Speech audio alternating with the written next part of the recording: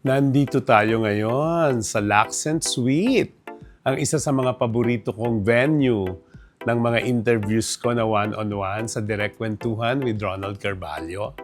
Dito ginawa ang episode with Alma Moreno, with Boy Abunda, with Roderick Paulate, doon naman sa banda doon, with Aramina, at dyan si Pokwang naman sa mga naaalala ko, the most viewed episodes ng Direct Kwentuhan with Ronald Carvalho. Kaya ngayon, sa ating short videos, bumisita ako uli sa Laxent Hotel para dito naman ako magkipagkwentuhan sa inyo na mag-isa, chika-chika tayo. So, tama kayo no sa mga ugong-ugong ngayon na talagang mukhang hindi natuloy ang wedding ni Bea Alonzo doon sa anak ng may-ari ng Pure Gold.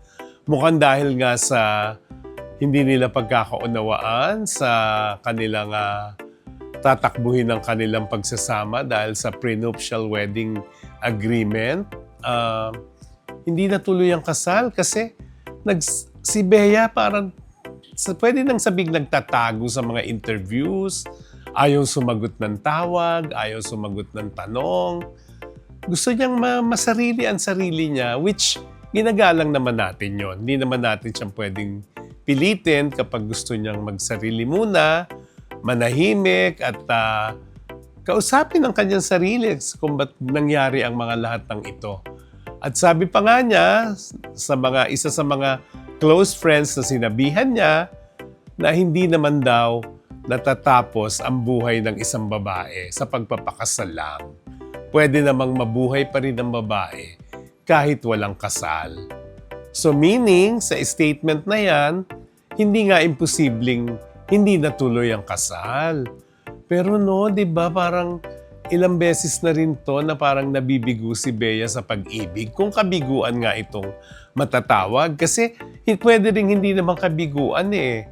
Pwede rin namang maligaya siya na hindi natuloy dahil para sa kanya, kung iinog ang kanyang marriage sa prenuptial agreement, baka tingin niya tanikala yun dahil may sarili rin naman talaga siyang yaman. So, hindi natin masasabi kung ano ang pananaw ni Bea sa prenuptial agreement. Kung ayaw niya talaga, walang makakapilit sa kanya. Kasi siguro ang feeling niya, may sarili din siyang yaman, hindi siya dapat tawaran ng gano'n, ng pamilya ng kanyang mapapangasawa. Kasi sa tingin ko, dun sa husband, magiging husband sana niya, wala namang problema yun eh. Ang pinagigitgitan lang ng family ang prenuptial agreement.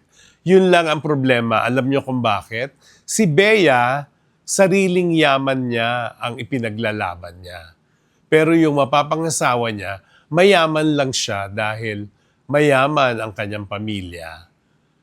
Di ba magkaiba yon? Si Bea galing sa hirap at pawis niya yung kung ano man ang yaman ni Bea ngayon at mga naimpundar niya sa buhay niya mula nung sumikat siya bilang artista nung early 2000. Ayun, ngayon, siyempre ang iniisip ng marami, paano na si Bea, ano na magiging buhay niya. Wala, single lang siya. Happy siya siguro sa ganyan at kung yan man ang kapalaran niya, I'm sure makakahanap pa din siya ng para sa kanya talaga. Tapos yung mga netizens naman na nagsasabi, naku baka si John Lloyd Cruz talaga ang kanyang kapalaran dahil nga ka-love team, click sila as love team. Ako naman, I don't think so. Hindi sila click ni John Lloyd sa personal. Click sila as love team. Kasi alam niyo pag nagtitaping sila or shooting, naka-separate ways sila eh. Hindi sila yung lagi magkadikit. Separate ways sila eh ni John Lloyd. Hindi sila yung tipong love team na magkadikit kahit walang eksena. Sila talagang sa eksena lang sila nag-uusap. Ganun ang closeness nila. Kumbaga professional level.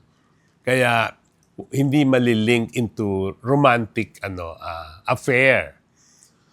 Ayun, kaya ngayon, let's just wish Bea and pray for her na talagang matagpuan niya ang lalaking para sa kanya. Wala naman tayong hangad kay Bea, kundi maging mabuti ang kanyang kalagayan bilang babae at kung sakali ikasal siya sa tamang lalaki, sa tamang panahon.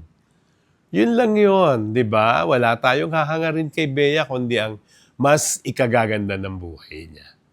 Hindi ba? Direk kwentuhan yan. Katotohanan, walang etchingan.